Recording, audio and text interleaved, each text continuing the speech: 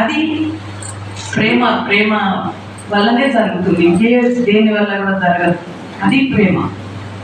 అటువంటి కుటుంబాల్లో ఒక కవి ఎప్పుడో అన్నాడు, ప్రేమనిచ్చిన ప్రేమ వచ్చునని. ఆ ప్రేమ మన ఇల్లు, మన పిల్లలు, మన అమ్మ నాన్న, మన అత్త మామ, మన హస్బెండ్ అని కాకుండా ఇంకొక పరిధి దాటి చూడండి ఎంత ఆనందంగా ఉండదు. మన చుట్టుపక్కల వాళ్ళని ప్రేమించండి, ఇష్టపడండి. అందరూ మనం అనుకున్నట్టు చక్కనే కరెక్ట్ పద్ధతిలో మనం ఉన్నట్టే ఉండరు. మనుషులే వేరు. ఏ ఒక్కళ్ళ వేలిముద్ర ఒకలాగా ఉండదు, ఏ ఒక్కళ్ళ ఐరిస్ ఒకలాగా ఉండదు. అలాంటప్పుడు మనుషులందరూ ఒకటే లాగుంటే రోగులు అవుతారు. వేరుగానే ఉంటారు. వేరు ఉండడమే ఆనందం, వేరు ఉండడమే అందం. అలాంటప్పుడు మన పరిధి కొంచెం పెంచుకోండి. ఎవరో పిల్లలు కనబడతారు, ఊరికే విసుకు. మన పిల్లలైతే ముద్దు, వేరే వాళ్ళైతే కోపమా. పాజిటివ్గా అవతలి కోణం నుంచి మనం ఆలోచించగలిగితే, మన ప్రేమను ఇవ్వగలిగితే, మన ప్రేమను పంచగలిగితే మనకు కొన్ని రెట్లు ఎక్కువ ప్రేమ వస్తుంది. ఆ ప్రేమను సిరాజుద్దీన్ గారు పంచారు, ఇక్కడ రేవతి గారు పంచారు, రాజ్ కుమార్ గారు పంచారు, ఇవాళ ఇక్కడ పాడిన వాళ్ళందరూ పంచారు. ఒక పుస్తక రూపంలో రవికుమార్ గారు నాకు పంచారు. ఎక్కడ దొరుకుతుందండి ఇట్లా? ఏదన్నా మార్కెట్లోకి వెళ్తే దొరుకుతుందా ప్రేమ? దొరకదు. ఆ ప్రేమను కొంతమంది రకరకాలుగా భ్రమపడుతున్నారు. తల్లి ప్రేమ నిష్కలంకమైంది, కానీ ఈ రోజుల్లో తండ్రులు కూడా చాలా ప్రేమిస్తున్నారు. తండ్రులు ఒకప్పుడు వాళ్ళకి అది నేర్పక, అంటే మనం కూడా మన ముందు తరాల వాళ్ళు ఏ పనైనా పిల్లలకు, ఆడపిల్లలకే నేర్పేవాళ్ళు. తలకాయ ఉంచుకో, కొంగు సరిగ్గా వేసుకో, అటు చూడకు, ఇటు పక్క చూడకు, వాళ్ళతో మాట్లాడకు, వీళ్ళని చూడకు, ఒక ఏజ్ వచ్చింది నీకు, జాగ్రత్తగా ఉండు, పిచ్చి పిచ్చిగా డ్రెస్ వేసుకోకు, పిచ్చి పిచ్చిగా మాట్లాడకు. అన్ని జాగ్రత్తలు ఆడవాళ్ళకే అనండి. ఒక్క మగవాళ్ళకి ఎవరైనా ఒక జాగ్రత్త చెప్పారా? పెంచలే మనం అట్లా. వాళ్ళకి మొత్తం ఐఎస్ఐ లైసెన్స్, ఏదైనా చేయగలరు. మరి వాళ్ళు ఏం చేస్తాం? మనం అట్లా పెంచాం వాళ్ళని.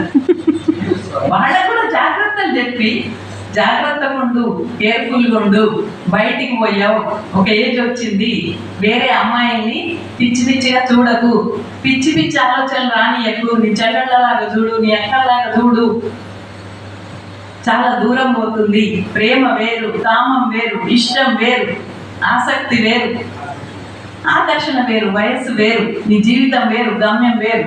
నువ్వు సరిగ్గా గౌరవించాలి, సరిగ్గా చూడాలి. ఎవరన్నా పిచ్చి పిచ్చిగా చేస్తే నువ్వు సహించొద్దు.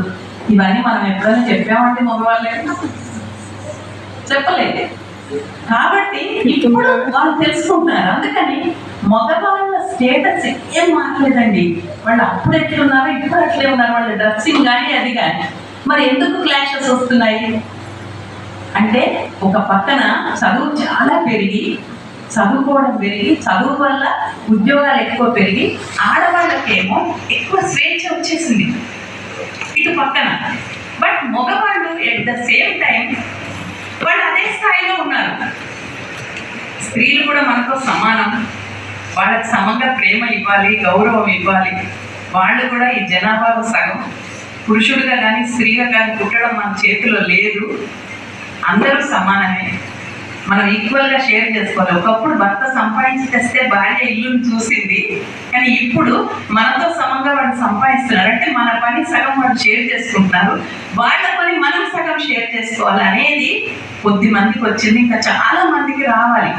అది రానంత వరకు వాళ్ళు ఏమనుకుంటారంటే వాళ్ళు లిబర్టీ. వాళ్ళు ఇప్పుడు 11 వచ్చినా, ఇప్పుడు 12 ఇంటికి వచ్చినా వాళ్ళు ఏమన్నారు?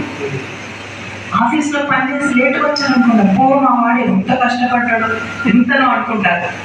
ఎంత పని ఉందో అని. ఒక అమ్మాయి ఉద్యోగం చేస్తూ ఆఫీస్లో లేట్ అయ్యి ఇంటికి వస్తే, ఇప్పుడు ఒక్కతే చేస్తుంది ఉద్యోగం, 11 దాకా ఏం పని, ఈమె తోటి వాళ్ళందరూ 5 వచ్చినాడు.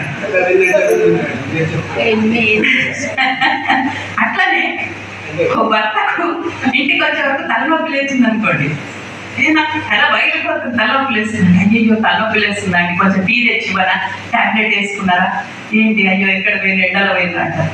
భార్య వచ్చింది అనుకోండి తల్లి, మళ్ళా తలనొప్పి తెచ్చుకున్నావా? వాళ్ళకి వస్తే రావడం, మాకు వస్తే తెచ్చుకోవడం. మళ్ళీ తలనొప్పి తెచ్చుకున్నావా? వద్దంటున్నావా? పోయినావు, ఇక్కడ ఎండలో పోయినావు. చాలా ప్రేమ ఉన్నట్టు ఇది సరదా. కాబట్టి ప్రేమ అనేది అందరి పట్ల ఉండాలి. మన వాళ్ళ పట్ల కొంచెం ఎక్కువ ఉన్నా పర్వాలేదు, కానీ సమాజంలో ఎవరన్నా చూడగానే పురుషులందరూ దుర్మార్గులని అనుకోవద్దు, స్త్రీలందరూ చాలా గొప్ప వాళ్ళని కూడా అనుకోవద్దు. ఎవరైనా సరే ఈ సమాజంలో అందరం మనుషులమే. అందరం కలిసి ఇందాక మన పాట పాడినట్టుగా ఈనాడే ఏదో అయ్యింది ప్రేమ సినిమాలో, అట్లా అది కూడా కావాలి. మల్లెపూలు గొల్లు మళ్ళీ పాడారు, ఆ వచ్చి జానకి గొంతులాగా పాడారు. నిజంగా జానకి గొంతుకు దగ్గరగా ఉంది. అట్లా రేవతి గారు పాడారు, రాజ్కుమార్ గారు పాడారు, ఇంకా చాలా మంది ఒక 70 years సార్ పాడారు, చంద్రప్రభాకర్ గారు. ఇట్లా మంచి మంచి పాటలు ఇవాళ ఉన్నాయి. నాకు చిన్నప్పటి నుంచి పాటలు చాలా ఇష్టం. కానీ నేను గాయకురాలని కాదు, నేను పాడితే గాయం చేస్తాను. అందరు పాడితే కోరస్, నేను పాడితే కోరస్. కాబట్టి అదొక్క విద్య నేను చేయలేదు. ఎందుకు ప్రజల్ని ఇంకా బాధించడం అని. లేక మాకు ఆ పల్లెటూళ్ళలో మంచిగా కోచింగ్ ఇచ్చేవాడు దొరకలేక కూడా కావచ్చు. నేను గొంతెత్తితే 2-3 రకాలు పోయేది. జే అంటుంటేనే 2-3 రకాలు, 2-3 కలిసి పాడినట్టుగా పోతుంది.